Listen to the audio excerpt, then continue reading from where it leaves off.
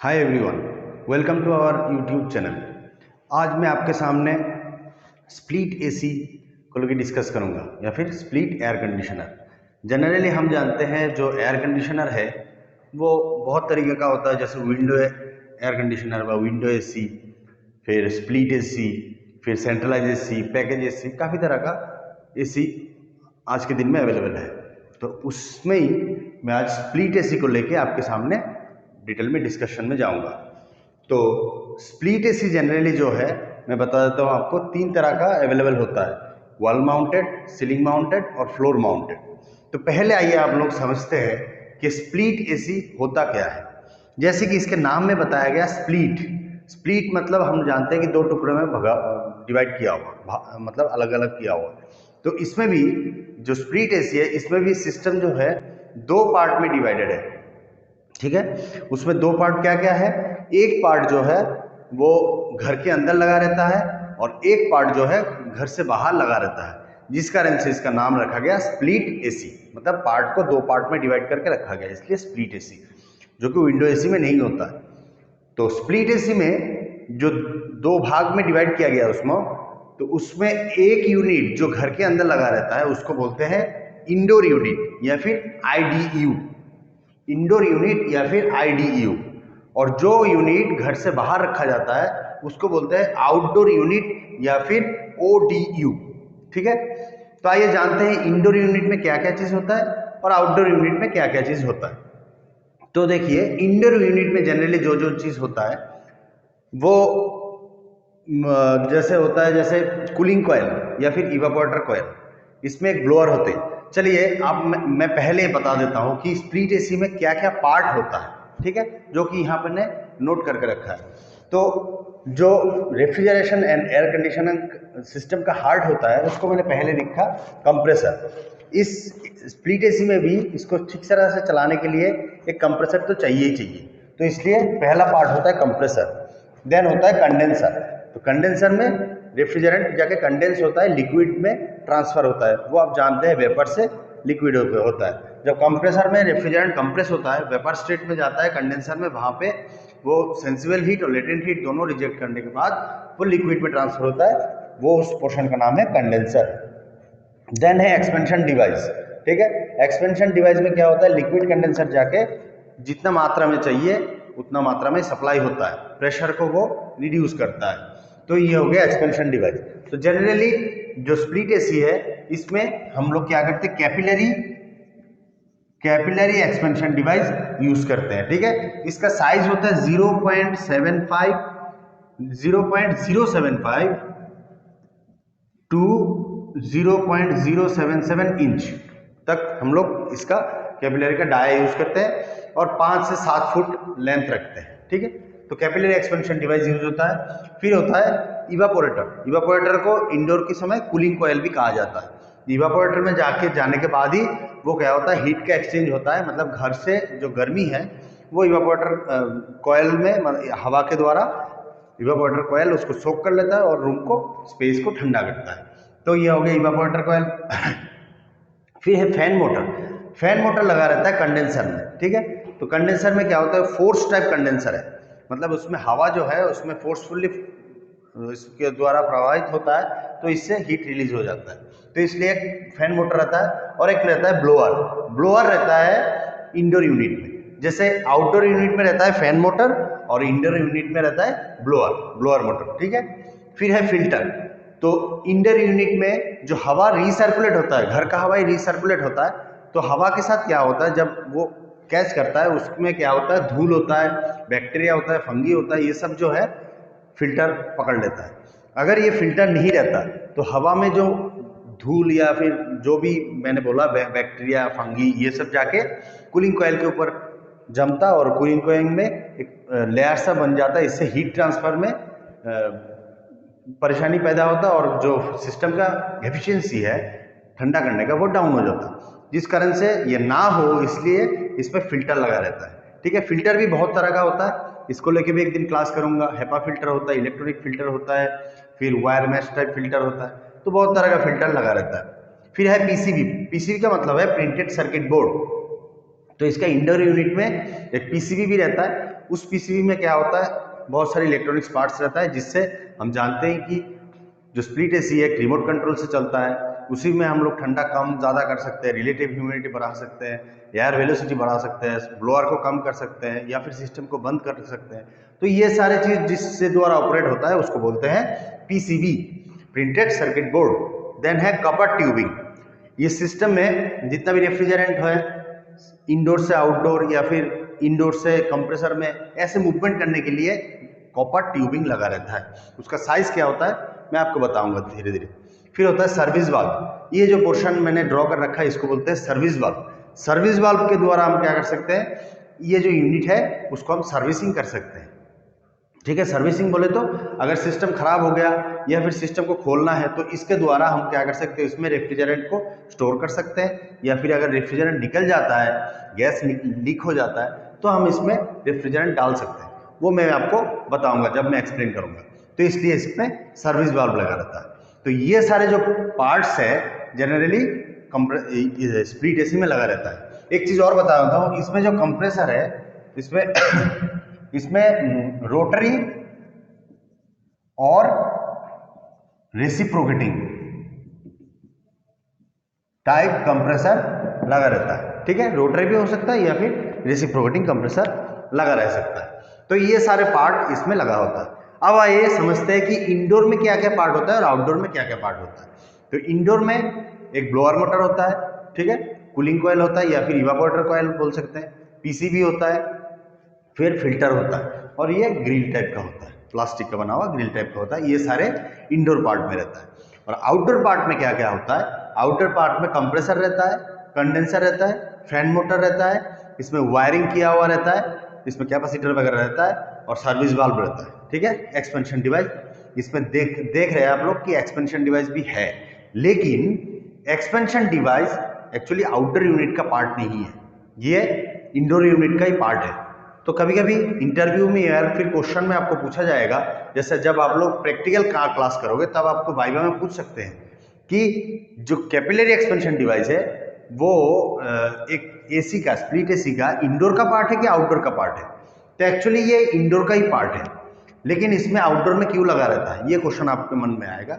Actually यहाँ पर जब एक्सपेंशन डिवाइस अपना काम करता है तब रेफ्रिजरेंट जब इससे थ्रू फ्लो होता है तो क्या होता है, यहाँ पर एक हिसिंग साउंड जैसा होता है।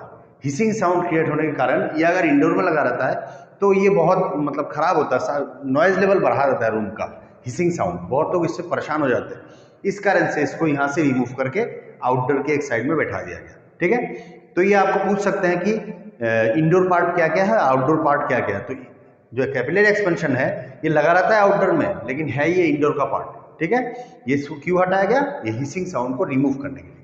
तो ये सारे जो पार्ट है वो हमारा इंडोर पार्ट, और जो आउटडोर पार्ट है वो मैंने बता दिया आपको।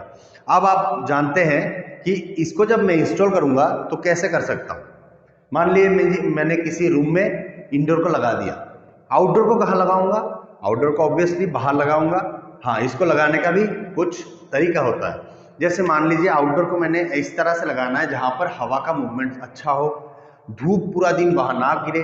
ठीक है, और उसमें जो है पेड़ पौधा से एकदम ढका हुआ ऐसा पोर्शन में नहीं लगाना है, क्योंकि पेड़ पौधा रहेगा तो बारिश में पेड़ पौधा टूट के उसको गिरेगा तो ये खराब हो जाएगा।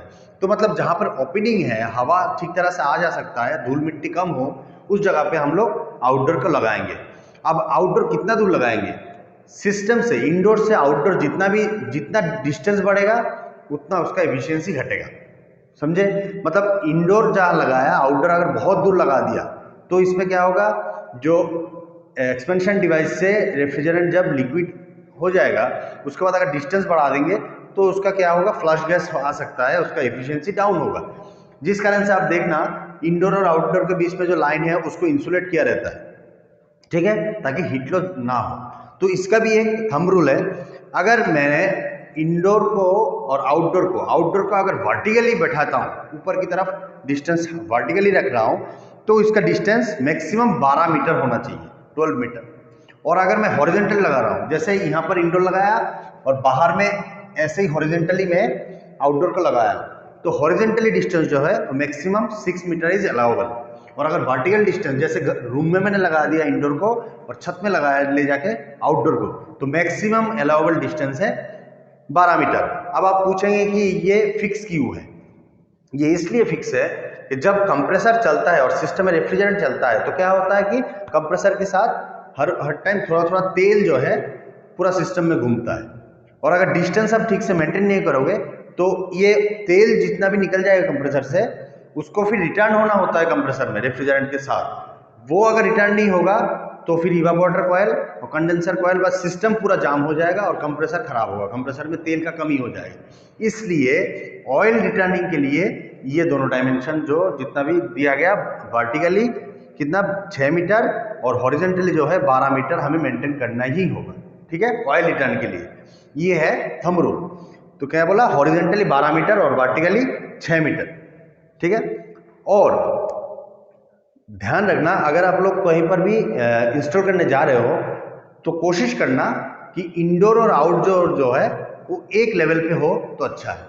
तो इसमें क्या होगा, आराम से रेफ्रिजरेंट फ्लो होगा, इसमें ऑयल रिटर्न भी अच्छा होगा। या फिर अगर एक लेवल पे नहीं हो रहा है तो थोड़ा सा नीचे करने का कोशिश करना, उसमें क्या होगा, ऑयल जो है ग्रेविटेशनली इजीली फ्लो होकर कंप्रेसर में रिटर्न चला जाएगा। तो ये मैंने बता दिया सर्विस करने का तरीका। और जो स्प्लिट एसी है वो कितना टन में भी अवेलेबल होता है, जैसे 1 टन से लेके 3 टन 2 टन 1.5 टन ये सारे अवेलेबिलिटी है ठीक है। तो जब हम लोग ये सर्विस वाल्व को ऑपरेट करके इसमें रेफ्रिजरेंट डाल सकते हैं, ठीक है, अगर सर्विस करने समय। और एक चीज है, मान लीजिए जिस रूम में मैंने इंडोर को इंस्टॉल किया, अब मेरे को इंडोर को वहां से खोल के दूसरा रूम में इंस्टॉल करना है या फिर दूसरा दीवार में इसको लगाना है, ठीक है, मेरे नेसेसिटी की वाइज। तो मैं इस समय भी इसको इंडोर को वहां से डिटैच करके यहाँ से डिटैच करके ले जा सकता हूँ, लेकिन उस समय रेफ्रिजरेंट का क्या होगा, ठीक है। तो रेफ्रिजरेंट को हम क्या कर सकते हैं, कंडेंसिंग यूनिट में कंडेंसर में हम स्टोर कर सकते हैं। उस प्रोसेस को बोला जाता है पंप डाउन प्रोसेस, ठीक है। उसमें हम रेफ्रिजरेंट क्या करेंगे, पूरा सिस्टम से खींच के कंडेंसर के अंदर स्टोर करके रखेंगे, फिर यहाँ से दोनों लाइन को डिटैच करके इस इंडोर को कहीं और शिफ्ट करके लगा के फिर हम इस लाइन को लगा देंगे, फिर रेफ्रिजरेंट को धीरे धीरे खोल देंगे। तो उस प्रोसेस को बोलते हैं माइग्रेशन करना, और रेफ्रिजरेंट को जो स्टोर करते हैं उसको बोलते हैं पंप डाउन प्रोसेस, ठीक है। ये मैं नेक्स्ट कुछ बाद में पूरा प्रोसेस कैसे किया जाता है वो मैं आप लोगों को एक्सप्लेन कर दूंगा। अब कुछ पॉइंट आप लोगों को नोट करना है। जैसे जब हम लोग स्प्लिट एसी को रूम में चलाएंगे तो मान लीजिए जैसे रूम में कोई वेंटिलेशन नहीं होगा, वेंटिलेशन होगा तो फिर ठंडा निकल जाएगा, तो इस कारण से हम रूम को क्या करते हैं, सील कर देते हैं। लेकिन अगर उस रूम में बहुत सारे लोग बैठा रहेगा, कोई मीटिंग चलेगा या क्लासरूम में है या फिर ऑफिस रूम है, तो यहाँ पर तो जो ऑक्यूपेंट है, जो इंसान है, वो अपना मेटाबॉलिज्म से हीट छोड़ेगा या फिर अपना शरीर से कार्बन डाइऑक्साइड को निकालेगा। तो फिर उस कार्बन डाइऑक्साइड को भी तो रिप्लेस करना जरूरी है, बाहर से फ्रेश एटमॉस्फेयर से फ्रेश ऑक्सीजन आना जरूरी है। तो उस जो प्रोसेस है उसको हम बोलते हैं इंडोर एयर क्वालिटी या फिर IAQ, ठीक है। तो उसमें बोला गया कि IAQ समर और विंटर में अलग अलग मेंटेन करना होता है। जैसे समर में जब हम मेंटेन करेंगे तो एयर जो रिसर्कुलेटेड एयर होता है, ये आप समझिएगा कि स्प्लिट एसी या फिर विंडो एसी में जो है वो जो हवा आ रहा है, जो हवा इससे निकल के आएगा वही हवा रूम को ठंडा करने के बाद फिर फिल्टर के द्वारा और कूलिंग कॉइल के द्वारा फिर रूम में आएगा। इसको हम बोलते हैं रिसर्कुलेटेड एयर। ऐसा नहीं है कि बार बार बाहर से फ्रेश एयर आएगा, ठीक है, उससे सिस्टम का एफिशिएंसी डाउन होगा और रूम का टेम्परेचर भी अच्छी तरह से मेंटेन नहीं होगा। तो इसलिए इसको बोला जाता है रिसर्कुलेटेड एयर। रिसर्कुलेटेड एयर जो होता है वो 0.6 मीटर क्यूब पर मिनट होना चाहिए समर कंडीशन में, और रिलेटिव ह्यूमिडिटी जो है 50 to 60% प्लस माइनस 5% जो है इसमें मेंटेन करना होता है। तो रिलेटिव ह्यूमिडिटी क्या बताया मैंने, 50 to 60% प्लस माइनस 5%, और रूम टेम्परेचर है 24 डिग्री सेंटीग्रेड प्लस माइनस 1। ये इंडोर एयर क्वालिटी बता रहा हूँ, ठीक है। और एयर मूवमेंट जो है 4.5 to 7.5 मीटर पर मिनट होना चाहिए एयर वॉल्यूम, ठीक है, एयर मूवमेंट कितना स्पीड से मूवमेंट होगा। अगर बहुत ज़्यादा स्पीड से मूवमेंट होगा तो रूम ठीक से ठंडा नहीं होगा, और बहुत धीरे धीरे होगा तो भी कंफर्ट जोन अच्छा नहीं होगा। इसलिए IAQ जो मेंटेन करके दिया है वो बोला है 4.5 to 7.5 मीटर पर मिनट। ये होता है समर कंडीशन में। विंटर कंडीशन में थोड़ा सा अलग हो जाता है, इसमें रूम टेम्परेचर हो जाता है विंटर कंडीशन में 20 डिग्री सेंटीग्रेड +-1, ठीक है, 21 भी हो सकता है 19 भी हो सकता है। रिलेटिव ह्यूमिडिटी होता है 35 to 40 डिग्री +-5 डिग्री 5%, सॉरी। तो relative humidity 35 to 45% +-5%।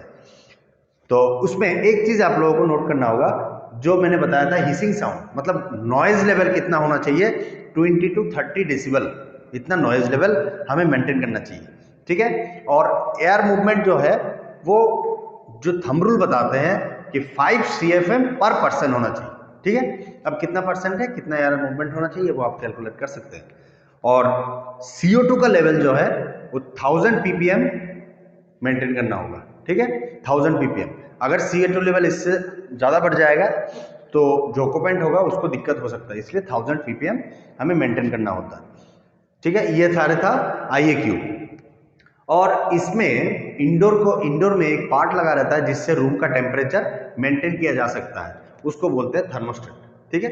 Thermostat grill में लगा रहता है या फिर कूलिंग कॉइल में भी लगा रहता है। तो वो क्या करते हैं, रूम का टेम्परेचर जितना भी मेंटेन करना होगा, जितना आप रिमोट से सेट कर देंगे उस हिसाब से मेंटेन करेगा। उसके बाद कंप्रेसर को आइडल मोड पे डाल देगा या फिर कंप्रेसर बंद हो जाएगा। फिर जब रूम का टेम्परेचर डिजायर्ड लेवल पे पहुंच जाता है फिर चालू होगा। उससे डिजायर लेवल से ऊपर अगर पहुंच गया फिर कंप्रेसर चालू हो जाएगा, फिर मेंटेन होगा, ठीक है। और कुछ पॉइंट जितना मैं बता, एक्चुअली ये जो पार्ट है, ये जो टॉपिक है, इसमें बहुत सारे पॉइंट है, जितना मैं बताऊंगा बहुत सारे पॉइंट है। तो जो मेरे दिमाग में आ रहा है मैं वो बता रहा हूँ। जो सक्शन लाइन है, जो ये सक्शन लाइन है, ये डिस्चार्ज लाइन है। तो सक्शन लाइन और डिस्चार्ज लाइन कितना होता है वो भी हमें जानना चाहिए। अगर 1 टन का AC है तो इसमें सक्शन लाइन जो है वो होना चाहिए 1/2 इंच का, 1/2 इंच फॉर 1 टन। और ये जो है ये होना चाहिए 5/8 इंच फॉर 1 टन, ओके। ये सॉरी 5/8 नहीं, 3/8 होना चाहिए फॉर 1 टन, ठीक है। वैसे अगर 2 टन का AC है तो ये हो जाएगा 5/8 इंच फॉर 2 टन, और ये हो जाएगा 1/2 इंच फॉर 2 टन, ठीक है। वैसे ही 3 टन अगर होता है और 2 टन होता है तो फिर 2.5 टन होता है, फिर वो चेंज होता रहेगा। ये हो गया पाइपलाइन साइजेस, ठीक है। अब जब सिस्टम चलेगा तब रनिंग करंट कितना होगा ये भी हम जानना जरूरी है। टोंग टेस्टर या फिर मल्टीमीटर से हम लोग इसको मेजर कर सकते हैं। तो रनिंग करंट 1 टन के लिए रनिंग करंट 1 टन के लिए है 7 एम्पियर, 1.5 टन के लिए 8.5 एम्पियर, और 2 टन के लिए है 12 एम्पियर। ये आप मेजर कर सकते हैं, ठीक है। ये हम लोग मेजर करने के बाद देख सकते हैं कि इसमें सही चल रहा है कि नहीं। तो ये सारे कुछ पॉइंट था, और भी काफ़ी सारे पॉइंट हैं। फिर मैं अगर फ्यूचर में कभी ये टॉपिक लेता हूँ तो आप लोगों को मैं ज़रूर डिस्कस करके और सारे जो पॉइंट है वो सिस्टमेटिकली आपको बता दूंगा। अगर इस संदर्भ में कोई और भी टॉपिक आपको जानना है तो आप क्या कर सकते हैं, मेरे को कमेंट सेक्शन में लिख सकते हैं, मैं डिटेल में आपको बना के उत्तर दे दूंगा, ठीक है। और अगर आपको अच्छा लगता है वीडियो मेरा तो लाइक करें, अपने दोस्तों को बताएं, हमारे चैनल को सब्सक्राइब करना ना भूलें। Thank you.